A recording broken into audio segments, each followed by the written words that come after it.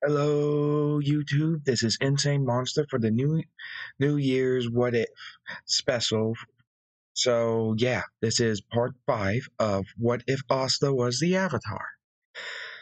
Now then, if you remember correctly, the last part was when we first got introduced officially to the man calling himself Lick, as well as the third eye of the Eye of the Midnight Sun. All the things still happened and such. And if you're curious about how it went down, please go and watch the previous video. This video will be added and linked as part of the playlist for this What If. So, with all that said, hit it.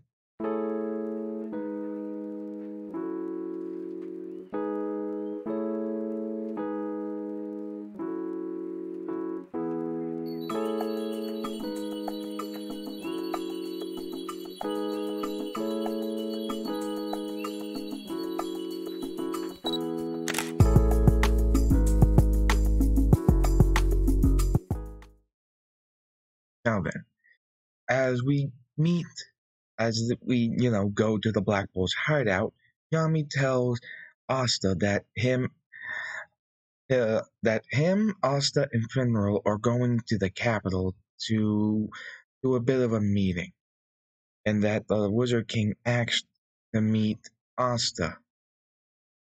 Asta was okay with this and followed Yami, asking what exactly this about. Yami states, well, it's a meeting about how to deal with this Eye of the Midnight Sun business, though not sure what the Wizard King wants with you. Once they got there, Asta was being taken away by Marks, who is basically the Wizard King's assistant. As Yami goes into the meeting hall for the captains, sitting down and beginning to clean his soul.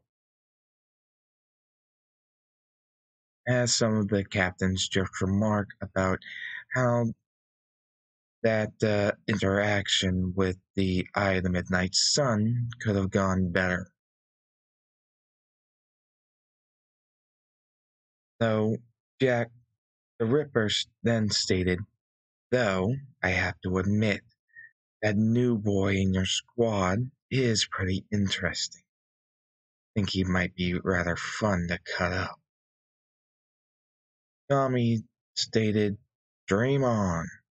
I found myself a gemstone, and I'm not gonna let you do anything. With Jack scoffing, stating, oh really? Then how about you take his place? All I want is a good fight. As we hear Charlotte state, that's enough. Right here on behalf of the Wizard King's quest. So do behave. With Rail doing the same thing as in canon, mocking some of the other captains and others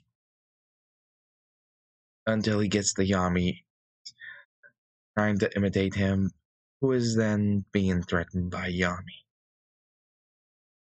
So yeah, as we switch over to Marks, with Marks looking back asking, so, from what the Wizard King told me, who are able to share memories of past lives?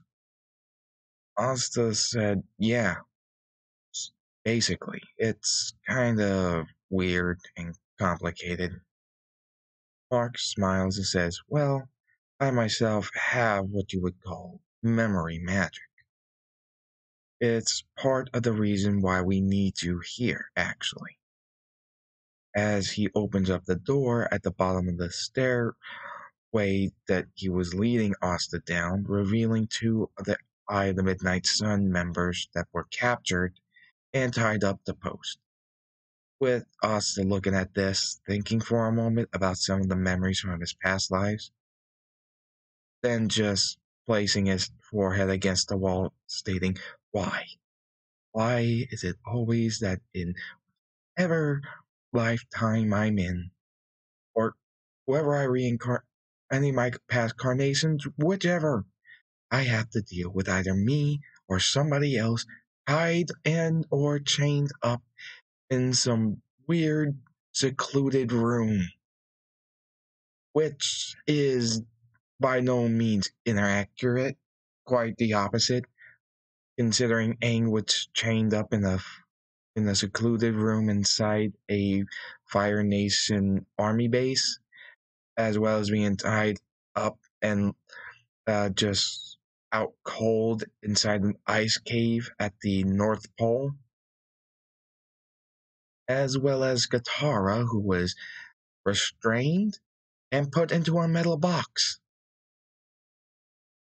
So yes, avatars have a tendency to be dealing with them or somebody else tied up and left in a secluded, weird room. With Marx asking, "Are you okay?" He's Asta states, "I'm fine. What exactly do you need?" As the Wizard King then tells him that, well, when Marx was trying to use his magic to look into their memories, there was a problem. Apparently, they have a spell over their minds protecting them from such things. However, your anti-magic sword might be the key to dealing with that. As he pulls it out, saying, "All right, that's all, I'm good." Tapping his sword on their heads, releasing the spell.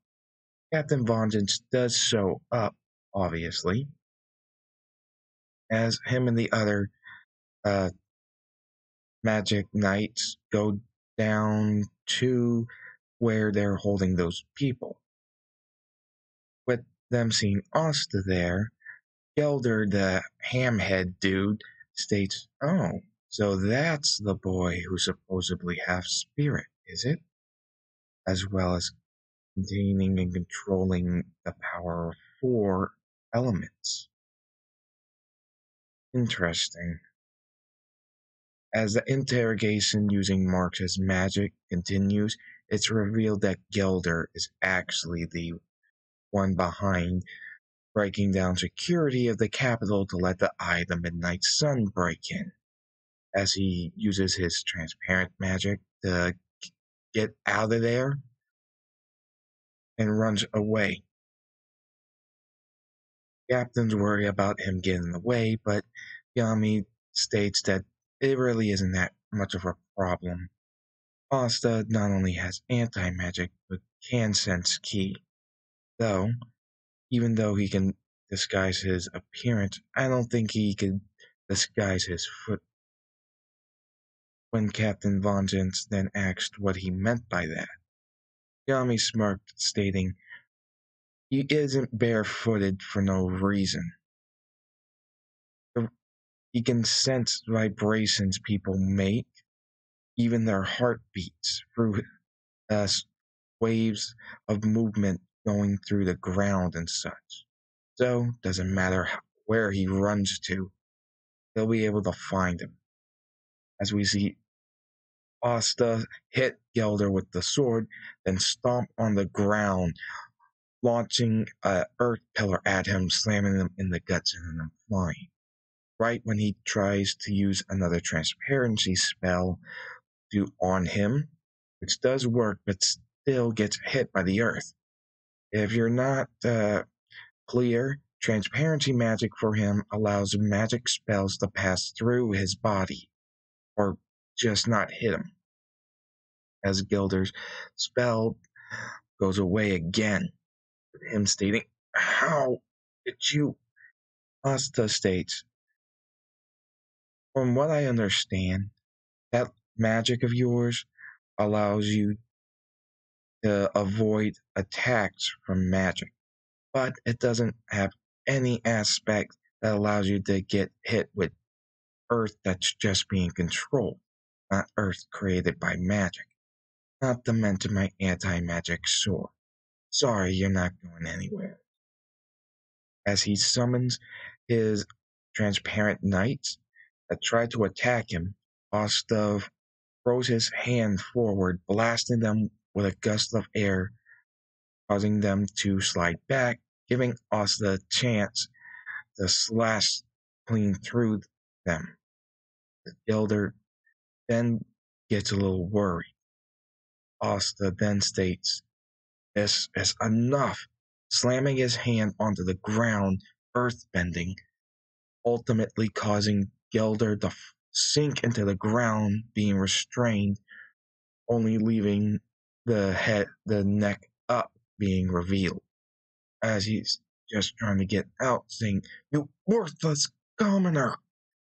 With the Magic Knight captains coming in, with Rail stating, "Oh, it looks like you dealt with him without issue before we even got here. Hmm, you're really quite something." As he takes Asta's hands, shaking it, saying, "Let's be friends." With Asta saying, okay. When he hears about Rail's age, he's shocked to hear that he isn't that much older than himself. Though Asta is thanks for restraining Gelder, as he's asked to release him so he can be recontained in a more transportable thing. Asta puts away his sword, telling them, "It's fine, I can move him. You'll just have to fill in a hole."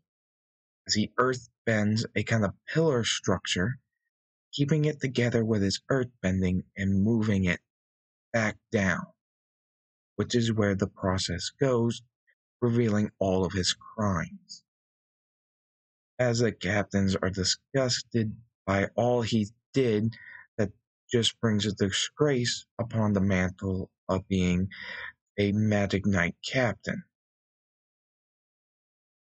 Obviously, he is imprisoned after this. And now the uh, Purple Orcas have to deal with enrolling a new Magic Knight captain. So there's that. As Yami and Asta are asked to come meet with him for something in particular. As we see a man just reveal his true form. This is the Spatial Magic Mage, who had the transformation disguise magic placed upon him as he opens up a spatial portal and leaves to go back. He walks up to the third eye, kneeling, stating that Elder has been captured. Unfortunate, but he was nothing more than a pawn for us that was useful in the moment. And he did serve his purpose, no? With Raya stating yes. "Sorry we had to ask this from you. That boy, Asta, was it? He seems to be able to detect our uniqueness." Leto stating yes, not to mention using the 4 primary elements without the use of mana? The hell is he? As the Spatial Mage states, "Well, there was a comment about that. Apparently, this boy is actually half spirit," which does surprise them, as Fauna looked at the salamander, thinking, so what does that mean? I never heard of a spirit connected to the 4 primary elements. So, whatever it is, it must be something quite unique. As they then look at Lick in the healing pod thing, with Veto just scoffing, stating that it doesn't matter, even with that unusual power of his, as well as those anti-magic swords. We'll deal with him as he walks away, giving the rest of the report to Raya, as Raya thanks him again for dealing with this, since if he went, he would have been detected immediately. And he put is the disguise transformation magic he copied to good use. He bowed his head and thanked Raya for his compliment, as he was then sent away to do some other business. So yeah, we switch over back to the Clover Kingdom, where we see the Wizard King talking about the gemstones that uh, that the Eye of the Midnight Sun seem to be desiring, and that it is in their best interest to gather a few of them themselves, since he believes that the only way to stop them is to at least gain one, since they would most likely need all of them to do whatever there is they're planning. Yami understands and states, so basically, we take a major piece that they need to complete what they're planning and it comes crumbling. Is it really that simple? With Julia stating, yes, quite simple, but it, it is much more simpler to say than it is to do. But there is another reason I called you here. I'd like to further examine Asta's capabilities. And as a reward, if you're able to succeed, I'll fill in a request for you. Asta thinks and asks if he could possibly get some new clothes or have his old clothes outfitted a little bit. As he looks at his current clothing that resembles something that would be from the Earth Kingdom, he states, I put this together because I thought it would feel right, but I don't know. It just doesn't fit. And yes, if you remember from one of the past parts, that's what he's been wearing. As Julia states, alright, that's fine with me. I'm sure we can put something together. As Asta thanks him, asking what he needs. As Julia states, well, there's an earth wolf causing a bit of a trouble. So I would like for you to deal with it. An earth wolf is essentially a gigantic wolf large enough to, let's say, fit about 3 grown humans on its back to ride, if that was if, well, to give you a comparison of size. After he accepted this, General met back up with them to open a portal to where the Earth Wolf was supposed to be. Yami followed along, stating that, oh, this is going to be interesting. Can't wait to see how you beat this thing. With Asta asking about what this Earth Wolf can do. Yami mentions that, well, it's a magical beast that has power over nature. Although it's called an Earth Wolf, it's more in line with nature capabilities than anything. Even proven further by its coloring of its fur, which is white and green. Though it's mostly green, actually. With Asta stating, so it shouldn't be that hard to find if it's that kind of color and so large. But, me stating, yep, the only real issue is trying to beat it. So are you gonna, kill it, or are you just gonna chase it off or something? Asta says, let's find it first, and I'll decide. Once they do encounter it, Asta blares his sword as Plants shoot out from the nearby trees and he chops them away, even resorting to using his water bending to rip the moisture out of them, ultimately destroying the extended plant life. As he creates a air scooter, puts away his sword, and then uses his earth bending while on said air scooter to not only lower a large portion of the ground that the earth wolf is standing on, but use it as well as to raise an earth wall around the surrounding parts of this in like the earth that he lowered down, creating a somewhat cage. As Asta jumps up through the opening, he blasts down at the earth wolf with wind, which does pressure it against the ground for a bit. As Yami looks, seeing this uh, dome he made, unfortunately he can't see at his current angle, but when he tries to go see, he hears a couple of bursts of earth and some whirlwinds, which is at one point Asa was able to airbend a little twister thing underneath the earth wolf just spinning around.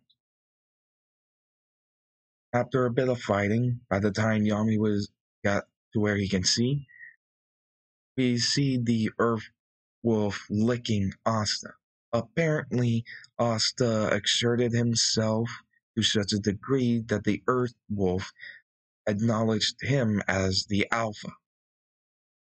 This is a more or less common thing with canines, and I would imagine a mythical canine beast wouldn't be that far off from acknowledging levels of strength in order to follow an alpha, whether it may be another earth wolf or not. After which Yami states, okay, what? After Asta lowers the earth wall surrounding, as well as lifts back up the ground that was deepened. Yami asks, okay, so what are you going to do with it now? Asta looks at the earth wolf heading it, as he states, I think I'll call him Drake and make him a part of the Black Bulls. Is that a problem? Yami thinks for a moment and states, nah, shouldn't be a problem. I mean, I even got my magical beast I keep. Just make sure you keep a watch on that thing and be responsible for it. If you're wondering why this happened, this is Asta's animal guide, his Earth Wolf animal guide. Afterwards, Finral opened another portal to go back to the capital to report to Julius, who is excited to see the Earth Wolf and that Asta freaking tamed it, with Asta just kind of chilling on his back. Julius states, "All right, we'll fix up the clothes the any way you want, and we'll make sure to make a saddle for this big boy." As he shows some materials, knowing that he can control Earth, that that he's wondering if any of this could be helpful. Asta had Finral stop by the Black Bull's hideout to get his old clothes, placing them on the table as well. Looking at the metals and pieces of earth, he finds something unique. He asked, hey, do you know what this is? Julia states, yes, it's what we found in the crater. Apparently, it's a kind of falling star, though we haven't been able to figure out what to do with it since it doesn't seem to respond to our magic to make items. It's Asta smirks, stating, this is what I need. With Julius and Yami looking at him, asking why, he then shows them why. that meteorites, he's able to earth bend as if they were like liquid, giving it different forms, circles, a a entire complete sphere, a cube, a star, as he knows what he wants. He asks the Wizard King to make some shoes or some more or less ankle guards that have meteorite parts inside of it so he can earth bend them around his feet to make proper shoes. Secondly, is a set of armlets that go around his forearms with metal plates inside or with it so he can earth bend them around or technically metal bend them around in order to create the like a like a blade shooting out of them with the metal plates that he's going to maneuver around them and control. Lastly, he asks for a metal plate back that he can use the meteorite portion to attach to his back. This is similar to the one Kovera had in Legend of Korra, though unlike hers, he won't have the metal shoulder pads or the metal collar, just the back. But he states, okay, we can work with that. As it's made proper, and with the details he specified. After putting them on, he showcases what they can do, making him some basically meteorite shoes, controlling them with metal bending, shooting out a metal bending blade from his armlets, as well as metal bending the meteorite in the back to go into some holes that were placed into his back of his shirt to latch onto some metal rings that were made into it, as well as extending some reaching parts to grip onto his shoulders and the side of his torso, showcasing what they could do. Which he asks for a volunteer, and Yami uh, volunteers Finral. Finral obviously objects, but Yami gives him the scary look, forcing Finral to comply. As using the metal plates that are now on his back, he metal bends them to latch on to Finral's right wrist and left ankle, as Asta metal bends it to where it sends him flipping flying, and then pulls them back, also using metal bending. With Finral's just groaning, saying, I hate today. With the Wizard King being excited and then stating that, don't, okay, now then we can get the harness made for the Earth Wolf rather quick. The reason why they're able to make this so quick is because they're using magic. So I would imagine doing so to make these items would be pretty simple for them to do rather quickly. As it's made with a similar function as Naga had from Legend of Korra, but with a color shift, swapping out the blue with green and changing up the symbol on the chest portion with a coin like, basically a circle that has a little square in the middle. So yeah, afterwards they went back to the Black Bull's hideout, where the others kind of freaked about Drake being there at first, though calmed down after Yami ordered them to. With Drake being introduced, some of the squad members ended up petting him because his fur just felt soft and he smelled like he had a nice forest smell. That then we see the Drake see Noelle sniffing her and giving her a lick on the face. They're Jink cringing at being licked by a giant slobbery tongue, but looks back, seeing Drake happy, stating, thank you, I guess, as they wait to get orders for their next mission. Now then, I do hope you enjoyed. Please remember to like, comment, and subscribe. Make sure to hit that notification bell, and I'll see you next time. Later.